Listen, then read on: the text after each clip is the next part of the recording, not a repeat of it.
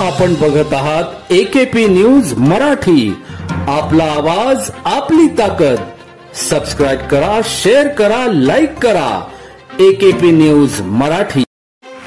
नाशिक शहर पोलीस आयुक्तालयातील उपनगर पोलीस ठाणे हद्दीत 2 फेब्रुवारी 2025 रोजी परिसरातील एका ठिकाणी अतिसंवेदनशील गुन्हा घडला होता। याबाबत उपनगर पोलीस ठाण्यात गुन्हा दाखल होता।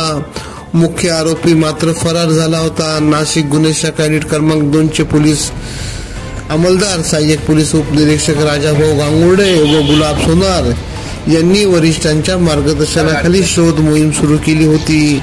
नाशिक शहरातील रामकुंड, भद्रकाली तसेच अतिसंवेदनशील परिसरात ते शोधत होते।